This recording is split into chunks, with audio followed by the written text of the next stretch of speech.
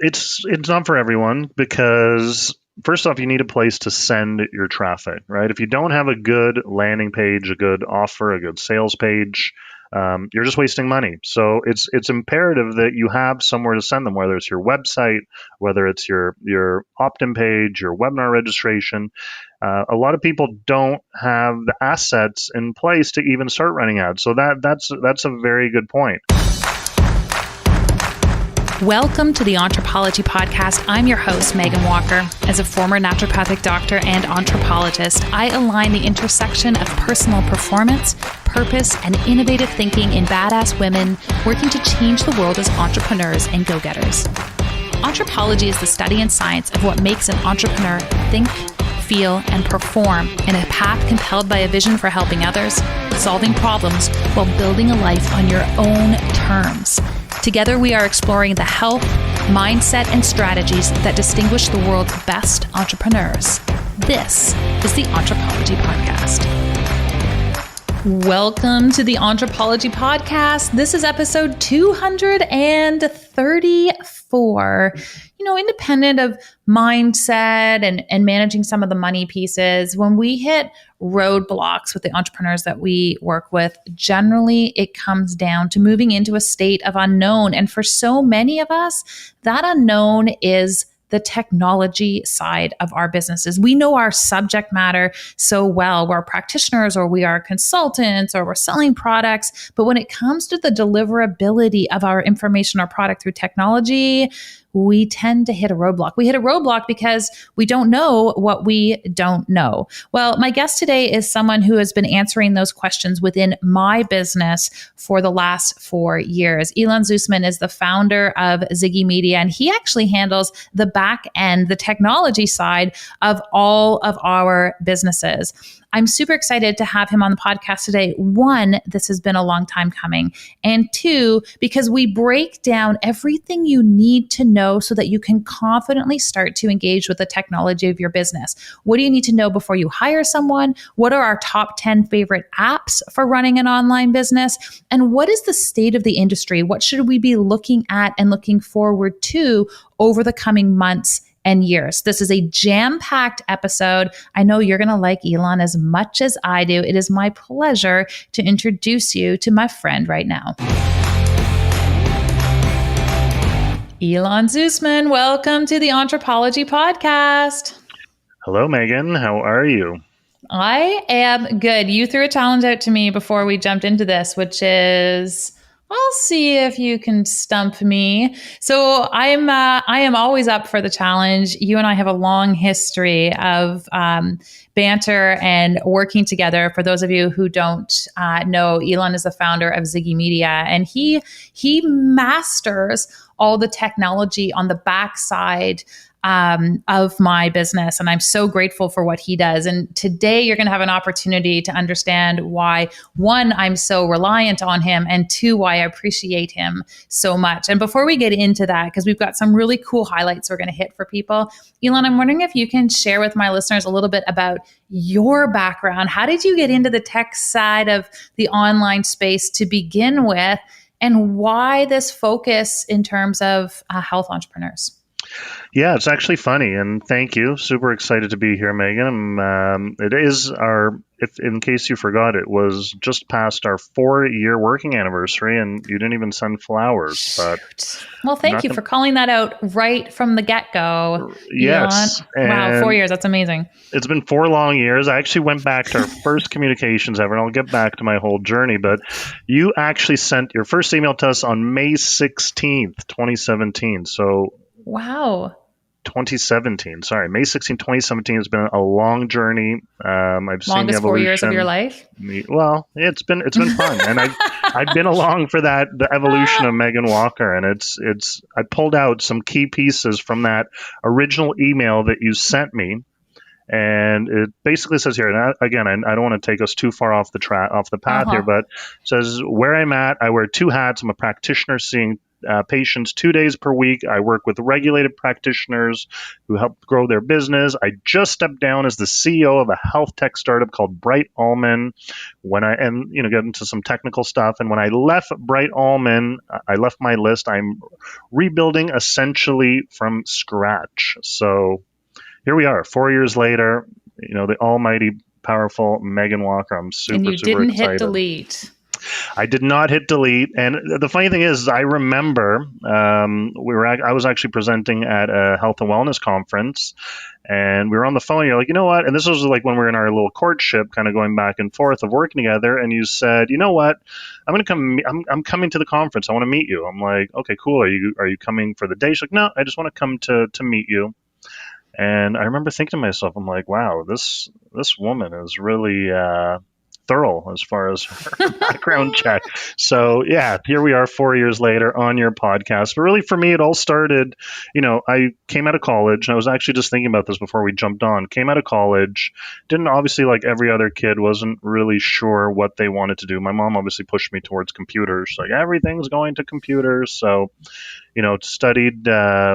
studied some computer courses in my post-secondary education, but the problem is that I graduated right at the end of the big tech boom at the end of the early 2000s. So worked corporate for a while, hated it like most people. One of my good friends at the time was starting like an online software company. This was probably back in around 2008.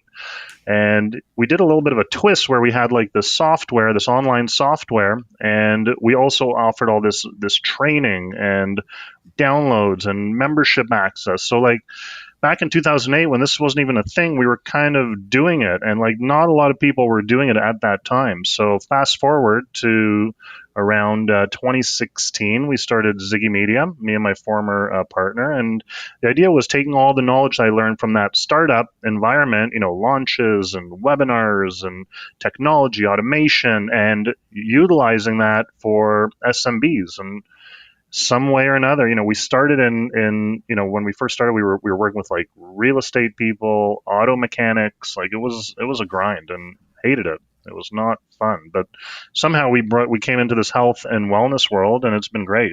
I love working with health and wellness practitioners right across the board. You guys are awesome, very friendly, and here we are, 4 years later. And here we are 4 years later. Well, I'm interested in, there's been a lot of shift in the industry in the last, 18 months. I can't imagine why. Maybe world events have sort of driven us in that direction. All businesses of all sorts and all sectors have made this transition into the online space. I was looking at stats and numbers, and I often cite for practitioners, there's been a 530% roughly increase in online information products in the health and wellness sector in the last year. Whereas other verticals, we've seen like well over a 2,000% increase.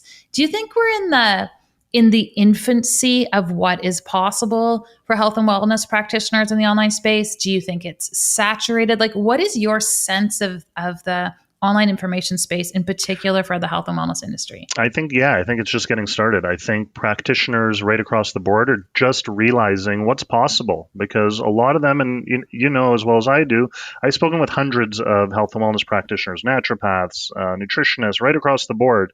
We've worked with them as well, and they're burnt out. They're sick of the one-to-one model. They're looking for other options. COVID has kind of given them a bit of a kick in the butt that they need to get online.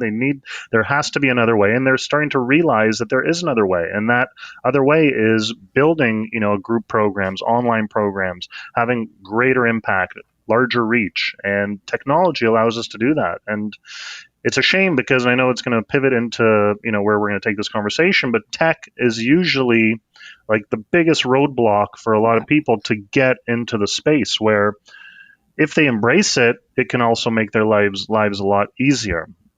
Right. Here's the funny thing about this. I hear this all the time.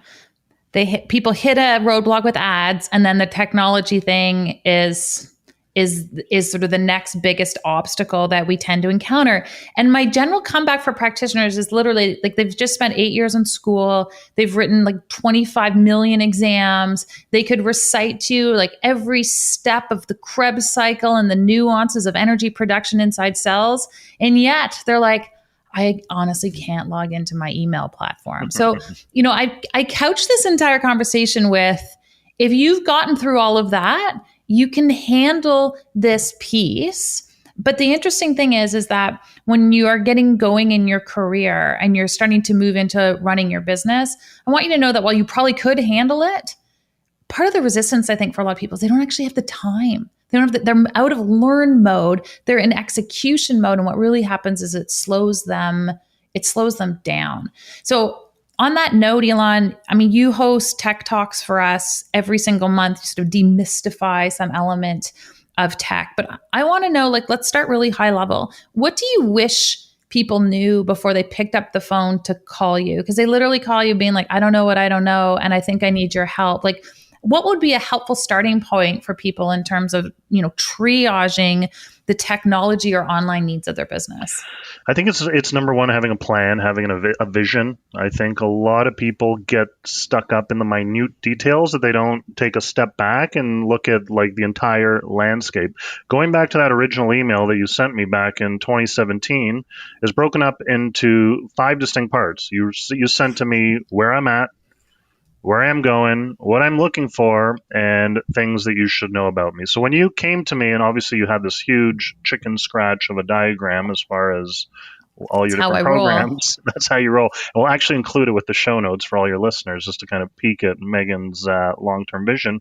But yeah, just having like a long-term plan as far as like where you want to go. And it's not just necessarily, okay, I want to start running Facebook ads. Okay, great. We all want to run Facebook ads. We all want to, increase our engagement, our reach. But where are you taking people? What does that funnel look like? Where is the ascension of your programs and your offers that it doesn't just hit a dead end? And I think people, especially health and wellness practitioners, they get stuck there, and they get stuck as far as just taking a step back and doing the work as far as it is when it comes to planning. The other thing is just kind of knowing a general idea of like what's available as far as tools, because you don't know what you don't know. We talked about this before, and I think there are a lot of tools out there as far as making our lives easier, but it also can lead to analysis paralysis where there's just too much for them to drive down. And I know there's obviously tools that you recommend, that we recommend. Everyone recommends, something different. But, coming with just a game plan, I think is really the most important factor, and not worrying so much about the little nuanced details. Okay, we're going to play a game together where we name our 10 favorite apps for running a business with the online space. But I want to piggyback off of what you just said. And if I could encourage people to, if they're picking up the phone and having a conversation with you or anybody else with respect to the technology piece, the big thing that I would want to understand beyond, is this someone I can relate to who's going to be able to speak my language and appreciate my impact, is here is the outcome I want to have for my business.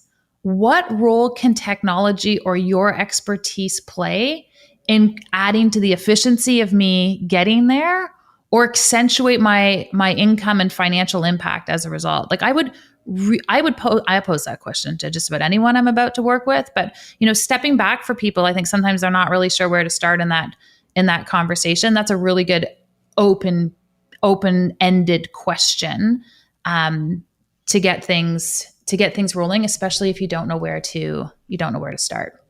Yeah, and it's very common. People aren't really sure where to get going because there's just too much going on. They have too many ideas. A lot of people, there's different types of people. There's the people that have too many ideas. They don't really know how to kind of sort through them all. Not mentioning any names. And then there's don't mention names, Elan. And there's the other people that think that they have a plan and think that it goes a certain way. So just like coming in with an open mind as well, being open and understanding that technology is just a piece of the puzzle. It's not like a magic genie in a bottle, but it is something that can make your life considerably much easier and help you generate a lot of money online.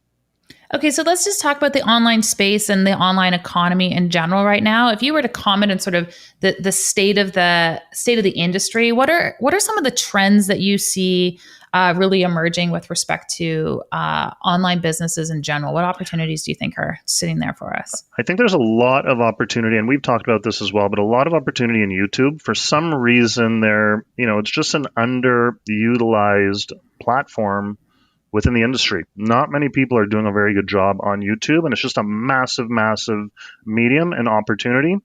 We have some other clients in different verticals and spaces that are doing some amazing things in YouTube's growing channels with, tens of thousands of people, hundreds of thousands of people, and they're actually using these audiences to help push their offers. So I feel like there could be at some point down the road a general shift away from Facebook. I know to date, Facebook has kind of been, the de facto when it comes to advertising. Obviously, Instagram has saved their bacon as far as their engagement, but I do see a lot of things pushing and moving over to some of these new social media networks that are just springing up. TikTok is a big one. But YouTube as well. As I said, YouTube, I think is just very underutilized, and I think it's like a gold mine of opportunity. I'm still in TikTok denial, but I'm like toying with it. You're gonna have to dance. I saw you sliding down that slide there and pointing and having the call outs, but that's what's drawing engagement. You got to play the game because things move very fast online, and I think that also overwhelms people a lot. It's like, oh my god, now I got to learn TikTok, or now I got to learn YouTube. Like I just figured out Instagram, and now you're telling me I got to start dancing and pointing, and so it could be overwhelming. I totally get that. It's why you really got to lower your standards. I mean that with love. Like for those of you who've been very successful in school through perfectionism, like you need to let that go. With that said, you're still not going to catch me dancing on TikTok. You heard it here. You heard it here first. Millennials do a great job on that, I'll tell you. I know, and there's days where I literally have resentment towards my parents that they never signed me up for dance class at any point in my life, because it really would have served me. It would have served me well at this point. Let's start. I want to get into our top 10 apps. I think that would actually be fun. We didn't prepare for this, which is what's going to make it even more fun for everybody. But you mentioned YouTube briefly. You talked about TikTok and Instagram. Part of the power of these platforms is our capacity to leverage them from an ad perspective, a paid traffic perspective. Can you just speak to that a little bit, Elan, from like a paid traffic 101? I want everyone listening to really be able to take away from this conversation. I have a few key bullet points. I'm more informed knowing what I need to ask as I move into expanding the technology side of my business. What do we need to know with respect to ads and paid traffic? Is it for everyone? It's not for everyone because first off, you need a place to send your traffic, right? If you don't have a good landing page, a good offer, a good sales page, you're just wasting money. So it's imperative that you have somewhere to send them, whether it's your website, whether it's your opt-in page, your webinar registration. A lot of people don't have the assets in place to even start running ads. So that's a very good point. On top of that is really knowing, where your ICA is hanging out, right? Like if you are targeting maybe, adolescents, teens, people in their 20s, and yeah, TikTok is a great place to be hanging out. Instagram. If you're dealing with an older demographic, then Facebook tends to be a great place. So it really depends on what your goals and objectives are for your advertising, and then that can help dictate where you actually focus your effort. The beautiful thing is there's no shortage of traffic. So once you do have those pieces, those items in place, like your offer, your sales pages, all the dangling carrots, the lead magnet, all these fancy terms, we can generate as much traffic as we want. Obviously, it's a pay-to-play kind of scheme because, if you have the money, then you can send the traffic to your offers. And if you have a good converting page, you can grow your email list. Or if you have a high converting offer, people will buy your program. So that's one of the big holdups I see right across the board. We get people, they're like, yeah, we want to run Facebook ads. And then I take a look at their website and it looks like it hasn't been, revamped since 2005. Okay. And that's a really great point. If we're starting, and we go, I'm not making all of these investments all at once. If you could have people investing in just one arena of the online element of their business, where would you have them start?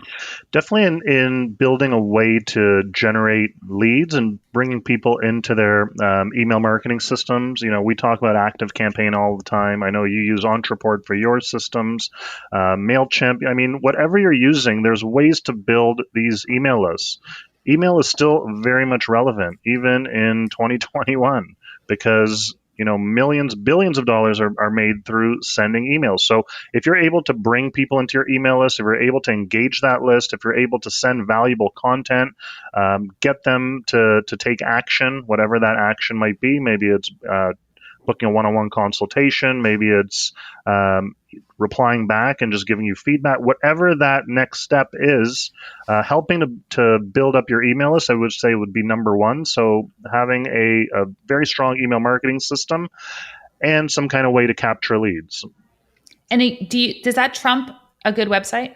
Like, would you put a landing page up that enables people to capture leads before a website? Yes, I would. Just because even if you have a website, it's not very hard to put a button that throws people to a landing page that captures leads or opens up a pop-up on that website. Yes, a website is super important. Don't get me wrong. And like it's all kinds of like pieces in the puzzle. But if you ask me what to focus on first, definitely lead generation, because your website can always come after. Amazing. So we've got some capacity to generate leads. We need to look at our website. Sometimes we just know we need to look at our website. I think the inclination for a lot of people when they get started is, I'm going to do this myself. I'm going to whip something up. I'm going to grab a template. I'm going to make it happen. Can you speak to the benefits and drawbacks of that in terms of like, we Wix it together, we Squarespace it, like, for notwithstanding the fact that you're going to have a bias around this piece, but like really what are the challenges with that? Where are we going to hit the next roadblock as a result of that choice? I mean, I had an electrical problem and I started to think that I was an electrician, and I went on YouTube and I tried to figure out how to switch a light socket, and it didn't end well, and I almost set my house on fire. Now, granted, we're not going to burn anything down when we're trying to build our own websites and our landing pages.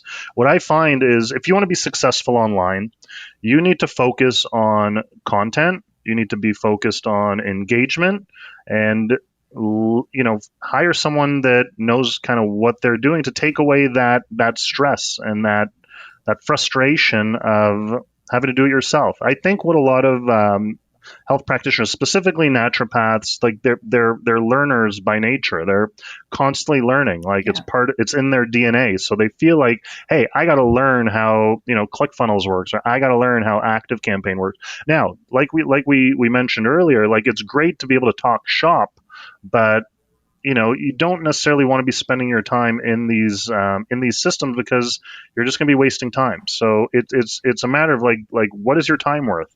Is your time worth that 3, 4, 5 hours at night, like of frustration, trying to figure out how to set up a landing page? Or would that 3 to 5 hours be better suited in developing an online program, or developing a signature talk, or whatever it is that's going to help push your online business forward? Like, that's what I think is the best place to kind of spend it.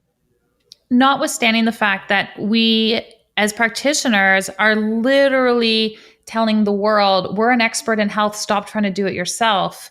And yet we often have this incongruency in terms of action on the other side. I always just point that out when there's an opportunity to point that out. And funny story about a light, I had the same experience. I was like, I can put up this light from IKEA, and I took off the cap and I got it all wired and I reattached it and I turned it on, and I was super proud of myself till I tried to turn it off and the light didn't turn off. So I had a light on in my den for 7 months until I finally I just closed the door until I could finally got around to having it. But let's be honest, like, a lot of the times people in the space, it's a one person shop. Maybe it's just them. Maybe they have an assistant, 100%. An admin assistant. So you have to be resourceful, right? And being resourceful, is not a bad thing. But at the same time, focus on your strengths rather than your weaknesses, and you'll find success a lot quicker. The very first time I ran an online program, we launched a program called the First 18. And I remember calling someone and asking her who she recommended. This is probably before you were born, Elan.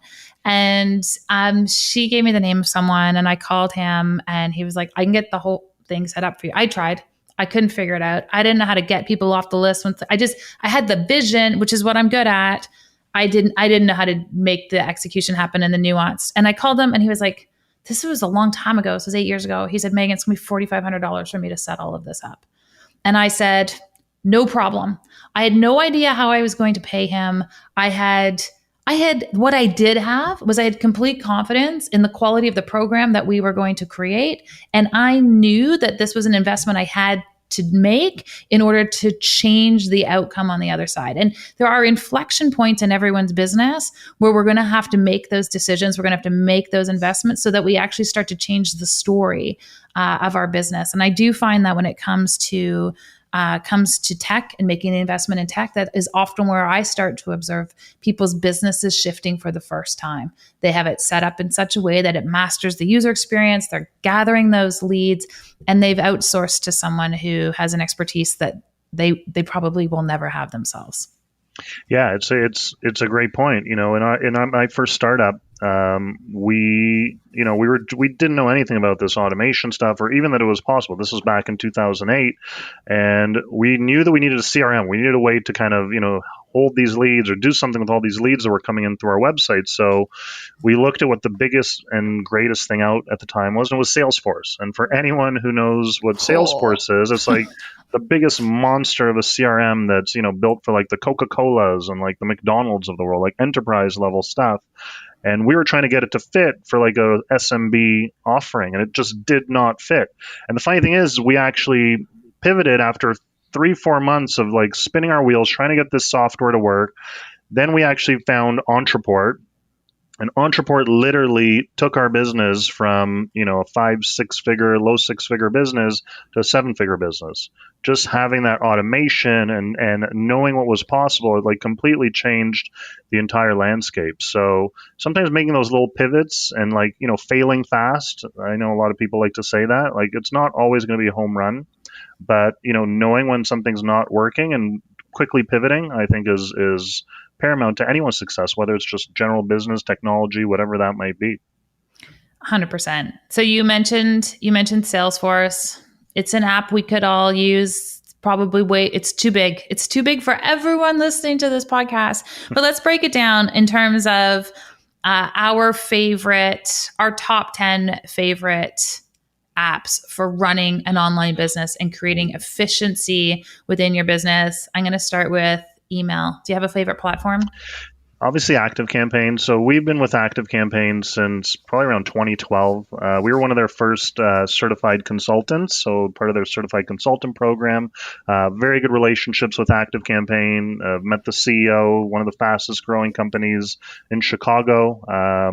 Super powerful. And the reason why we say ActiveCampaign is because if you're going to do this stuff, if you're going to do launches, if you're going to do webinars, if you're going to do automation, ActiveCampaign, for the price and the bang for the buck, is simply like you can't beat it. And it's simple enough that the everyday, layman can figure it out. It's not super complex. It's not complicated. So ActiveCampaign has been a big one. It's been the cornerstone of our business and a big reason for our success over the last 5+ years. Yeah, I'm going to vote for ActiveCampaign also, despite the fact that we don't use it in our business. So, and I always find people ask that question. They're like, why are you talking about ActiveCampaign if you don't use it? So I am married with 7 children to Ontraport, meaning my business has so many tentacles in this platform that it would really be quite expensive for me to change. And like with any relationship, there's ups and downs, but it has the capacity to handle what it is that we are doing. I think for most practitioners, and honestly, in some of the things that I've launched in the last few years, we've connected it to ActiveCampaign. It's got ease of use. It's robust. It's going to grow with you. So I'm gonna vote for the same one. Watch, guys. We're not going to vote for the same thing on everything. What about landing page software? So I love ClickFunnels. Again, it's the same idea. Really easy to use, really easy to deploy. You don't have to be a coder. Like it's not as slow and clunky as like WordPress. Very flexible when it comes to design. And it integrates with all these other systems, so it just makes it really easy. Again, we're looking for ease of use here. We don't want to get bogged down in the tech. Sure, you can do it. You can build a custom coded landing page. You can do it in Squarespace. You can do it in WordPress or Wix. Like, there's no real right or wrong answer, but when it comes to like upkeep and management, the ability to like duplicate things and just easily deploy, we feel that ClickFunnels is the best solution. I like ClickFunnels too. I can get in ClickFunnels and I can change things when I want to change something on the fly. I usually break things you've made, but I can get in and I can navigate ClickFunnels. And is that when we talked before about having a landing page pre-website? Would you start there, ActiveCampaign, ClickFunnels, and then secondarily build out your website? Yes, 100%. Awesome. Because you can integrate the two very easily, and all it is a button. Like, it doesn't need to be, like, people get hung up. It's like, oh my God, how am I going to connect all these pieces? It's a button. It's a link on your website that says, download my freebie, and it just takes them over to a ClickFunnels page. It doesn't have to be one system. So I think people forget that. Right. You mentioned connection. And so connection to me, I automatically think of what I think is sometimes a little known app, especially for beginners, but I always like to drop the word, and that is Zapier. Zapier being like, think about a multi-pronged, like converter where you can plug all of your different types of devices in and get them all connected. That's what Zapier does. Do you have an alternative to that, Elan? Did I like drop an advanced maneuver at app number 3? I just feel like it's one of those things that's helpful to know or hear about.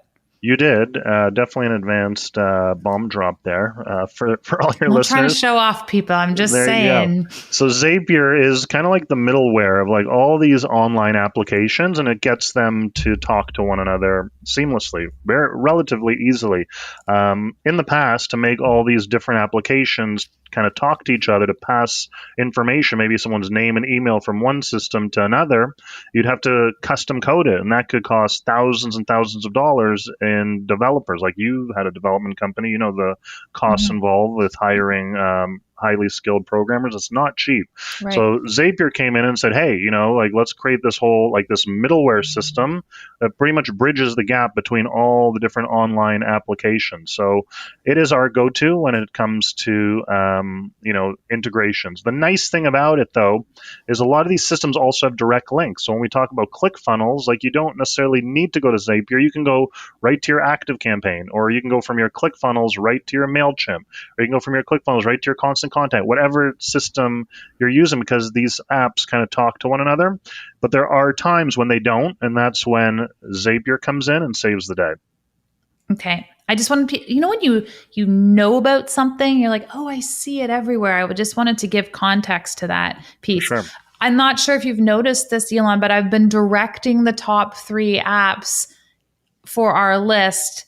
If number 4 is a complete blank slate for you, can you take us through some of your other top favorite apps in terms of managing businesses that you want people to know about? Yeah, I mean, Canva obviously is massive. Ooh, yes. Right. When it comes to graphics, again, you don't have to hire. Like, we have amazing graphic designers at ZigiMedia, but you don't necessarily need to hire graphic designers because, you have this great piece of software called Canva, which up till not too long ago, you had to do it in like a really complex software like Photoshop or Illustrator. And, these are programs that you can do a lot of stuff, but it's very, it's a highly skilled program that takes years to kind of master. So Canva, I think, is definitely up there, especially when it comes to the ease of use, building out really nice templates for your social media assets. I know you guys use it. We use it. I think everyone, if you have an online business, you should definitely sign up for Canva ASAP. And I like Canva Pro. I'm just going to throw it out there. And the reason I like Canva Pro, it's a minimal payment per month, but I can put all my branded colors in it and they're always available. I'm not going in and reworking the hex tags. I can save things. So I'm just throwing that out there as a pro tip. Just pay the $29 a month. That'll save you so much time. I care a lot about people's time. Mm-hmm. So that's For collaboration, there's a couple tools. I don't know if we're on to collaboration We next are or. now. All right. So I've actually just implemented this a few months back. I was kind of reluctant, and we actually used it in my first startup, is Slack. So if you do anything within a team environment, if you have maybe associates in your practice, maybe you have virtual assistants, maybe they're local, maybe they're overseas. Slack is pretty much just like a business messaging system that makes it really easy to communicate. I've actually, I communicate with Megan's team on a daily basis. Heather has my Slack, and she slacks me all the time. That's actually a good thing, not a bad thing, people. And You so said just Slack, not slap, right? You yes, said well, Slack. Yep. right, and it's a great system. Really easy to keep things organized. We used Skype in the past, and we found that things got lost in the jumble. So that works really great. And on top of that is Google Drive and Google Workspace as a collaboration mechanism, as a place to store all your files. I'm not talking about patient files. That's something totally separate.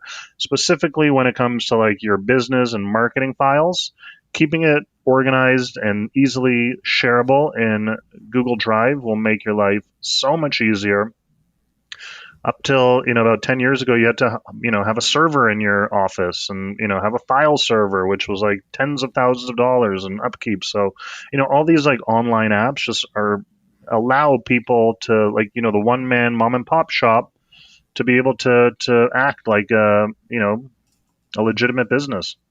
Yeah, our Google Workspace and our Google Drive is instrumental to what we do within our business for sure. And I just want to echo the Slack piece. So I talk a lot about email management inadvertently, don't mean to. I just loathe it. I hate things in my inbox.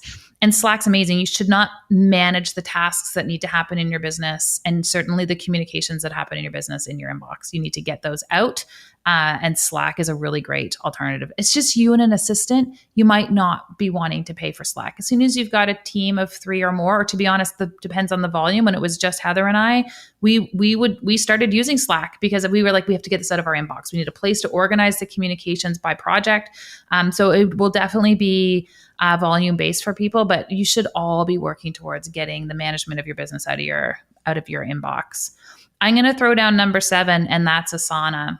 So Asana is a project management tool. Again, don't send yourself emails to populate your to-do list every single day. So Asana is a really awesome tool to help support operations on the backside. Elan said to me a few years ago, he's like, Megan, get your operations act together, because I just kept sending him all of my scribbled pieces. Now I send my team my scribbled pieces. They enter it into Asana, and Elan thinks we're organized. So I will really share, though, that it is a really instrumental tool to keeping your operations system streamlined. Yeah, Asana's a great tool, and it's also, whenever we talk about like launches or program, like there's so many moving pieces, like there's so many little tasks that come into play to develop these assets online. So what Asana allows you to do is really take like a high level approach and kind of plan out all those tasks, assign them out, even if it's just for you, even if you're a one person entrepreneur or practitioner that needs to get themselves organized. Asana is a great tool. There's other ones like Trello. We use one called Teamwork, but they're all kind of the same. But Asana is a great entry-level option that, I was actually thinking that one as well. What about social media management tools? Do you have some favorites that you like? So we like SmarterQ. SmarterQ is great because it allows us to quickly and easily create Facebook and Instagram variations. I know a lot of them kind of do the same thing. Like, we played around with Hootsuite. We used to use Hootsuite.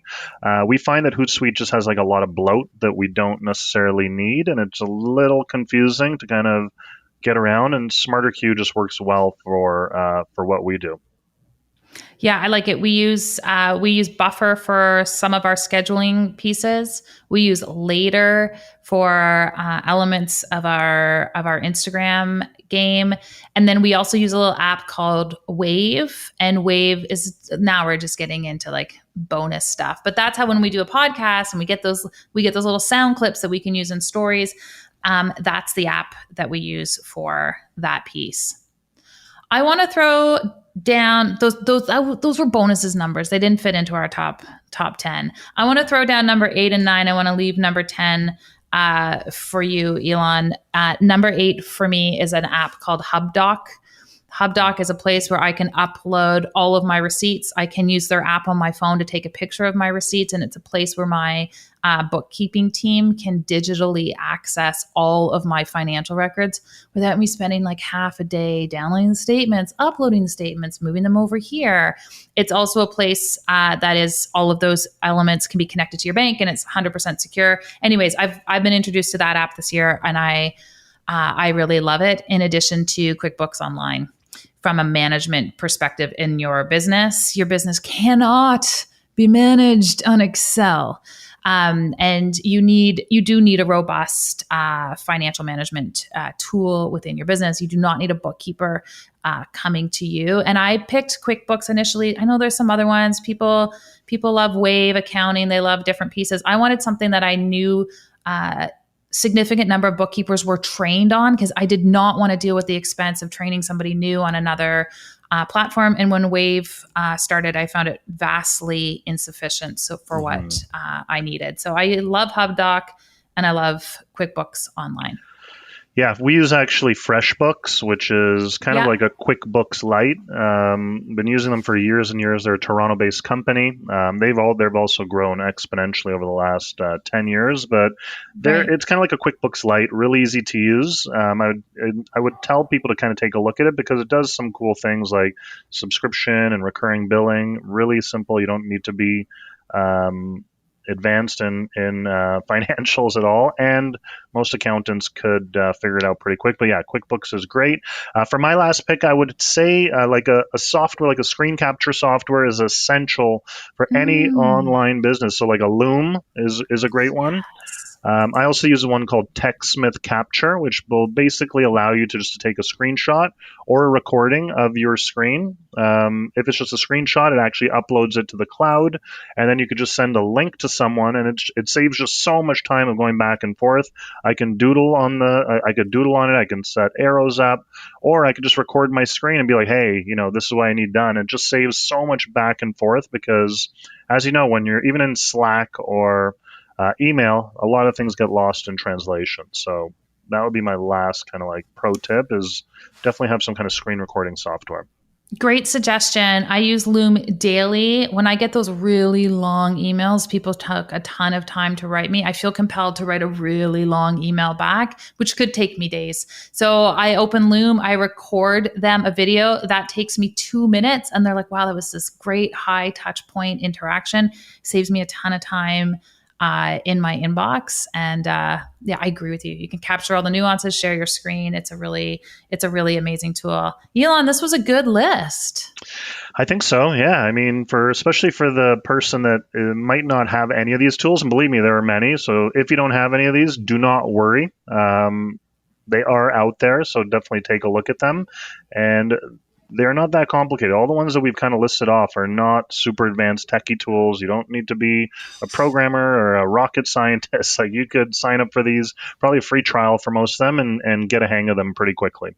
Yeah, I love it. I don't know how many times a day we say, just go to YouTube and ask the question of the YouTube, and it will show you exactly how to do it. They are designed to be accessible. My last question for you, Elan, is, when people start to work with you, I think one of our hesitations in moving forward, same thing when people come to work with a practitioner, is really understanding what to expect. What does that process look like? What should expectations of timeline look like? Can you give people an overview, especially if this is something new, a new area of investment for their business? What should they be expecting?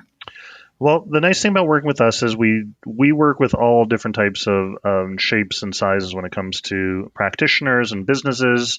And one of the first things that we'll do is we'll set up a kickoff and a project call where we can get to know, we can bring in the appropriate stakeholders on both sides. We can ask questions. We can figure out what the goals are, what the objectives are. We can come up with a game plan that everyone is comfortable with. And that usually will set the tone as far as where we're going to take this project. Having like a short-term, medium, and long-term along with milestones usually will help and keep everyone kind of in check, because a lot of the times, like, I hate to say it, but a lot of the delay is usually on the client. So by bringing them into our project management software, having them accountable, I think it's a big thing. And knowing that, okay, you need to get us, A, B, and C by this date helps kind of push things along, because we're always ready to go. And a lot of the times we're just kind of stuck in neutral waiting for either content or feedback or whatever it is. And I get it. Everyone's busy. But I think that definitely helps set the tone. And again, it's so difficult because we are kind of like an a la carte agency. Like, we'll build pretty much whatever you need. That there's no standard process, because one person might need a membership site, the next person might need a program launch, where the third person might need a website. And they're all very different processes to get you from point A to point Z. I love that. Here's like my Cole's notes on this. If Elan can handle me, I promise he can handle you. I am what constitutes a difficult client. And it's always a seamless experience. I feel like this is a perfect place, Elan, to transition the interview. One, I didn't want to give you the opportunity to comment on that. And two, I have a section of the interview I call our KPIs, or key performance indicators, just like we have them in our business. I believe we have them in how we live our lives as well. So I've got 4 rapid fire questions for you. Nervous. The first question is, what is your most recommended book or idea of contemplation for 2021? Wow, that's a good one. So I was just reading an oldie but a goodie, which is How to Win Friends and Influence People by Dale Carnegie. And it just helps just as far as like mindset goes. I mean, mindset is always such a roadblock. Even when you think you've mastered it, in comes like those negative thoughts, or the darkness. And what I find is, when you're constantly working on your mindset, it can help kind of alleviate a lot of that. So a lot of mindset, that, at least from my perspective, that's what I've kind of been focusing on. Classic book. I love it. I read it over and over again. Question number 2, what is your favorite health hack? Wow, that's a good one. So up until not too long ago, health was kind of like way in the background for me. Surprise, surprise. I'm a guy that sits in front of the computer most of the day. What I find that helps me blow off steam personally is just walking. I mean, I'm not into running. It's not one of the things that I do. Lately, I've been putting a lot of steps in, almost, anywhere between 6,000 to 10,000 steps a night. I like to go for like an evening walk, and I feel like that helps me alleviate stress. Listen to an ebook or an audiobook, and it just, it works well for me. So, or your favorite podcast, or this podcast. I'll definitely listen to this one. Elan, how would you define your purpose? That's a good one. I love helping people. I love solving problems. I love being challenged when there is a problem in front of me. It's just kind of in my nature. So I think that bodes well for what I do, when it's kind of, solving people's technical problems or helping them through their marketing initiatives. I feel like that kind of purpose helps align with what I do professionally. And last question for you, entrepreneurship. Are we born this way, or do we learn to become entrepreneurs? You could definitely learn. So I started corporate. When I got out of corporate, I knew nothing about entrepreneurship. I knew nothing. I was as green as they come. I knew nothing. And through experience, I learned how to sell. I learned how to speak to people. I learned technology. I learned these tools. The crazy thing is, guys, I did not go to school for anything that we do, but doing it over and over for years and years, you learn and you get better. So entrepreneurship is definitely something that can be learned. So for those of you who might not think of yourselves as an entrepreneur, if you kind of jump in, you'd be surprised at how quickly you start to kind of define yourself as an entrepreneur. Elan Zusman, always a pleasure to hang out with you. We're going to include links to all of the apps that we talked about in the show today. But for people who want to connect with you, learn more about what you are doing and up to, where can we direct them? Just go to our website, ZigiMedia.com, ZIGI media.com. Feel free to book a call, 15-minute consultation. There you can learn a little bit more about what we do, some of the services we offer, some of our case studies, and some of the people, including Megan Walker, that we've worked with. So yeah, if anyone would love to reach out, learn a little bit more, visit our website. I'd love to hear from you. Amazing. Elan, thanks for joining me today. Thanks very much for having me, Megan. A long time coming, but happy that we got it done. Finally. Thanks, Elan. Bye, everyone.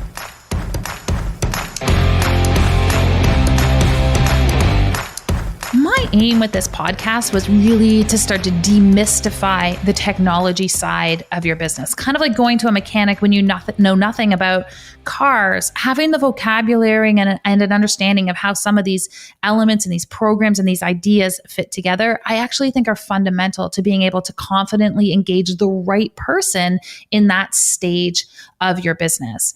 I have so much confidence in what Elan is able to do that, one, he teaches a monthly free training called Tech Talks on our Clinician Business Labs platform for practitioners. He's also going to be a speaker at our annual event, Impact Lives. Impact Lives is a practitioner-focused event. Medical doctors, DOs, naturopathic doctors, functional medicine, acupuncture, the full gamut, all of those practitioners who are interested in driving health and health optimization in their patients, treating the root cause of the problem. This is our audience for Impact Lives, and our theme this year is going to be all about marketing. We're literally going to give you a roadmap of what we call our impact marketing system, and we've aligned speakers and special trainings to each part of that roadmap, each part of that system, so you can move away from feeling like I'm trying all these things and none of them are working. You really start to able to pull these things together into a cohesive system. But here's the best part. So Impact Lives will be taking place virtually, online, live. So it's available to practitioners around the world. And we are working with Health Hives, our partner company, to actually be able to provide free access to our first 1,000 guests. This opportunity is available right up until Labor Day weekend. So your time is getting tight. We will not extend it past 1,000 tickets. And we would love the opportunity for you to be able to join us. We have had incredible feedback over our ability to pull together Impact Lives over the last 3 years, including the virtual event that we ran in 2020. We are so confident and so excited in what we are pulling together this year. I would love to invite you to be a guest. You can learn more about Impact Lives. You can register and save your seat so you can have access to a free ticket by heading to impactlivesevent.com. I cannot wait to see you there. As always, I am Megan Walker. I'm wishing you an impactful week ahead, and I can't wait to see you at the event.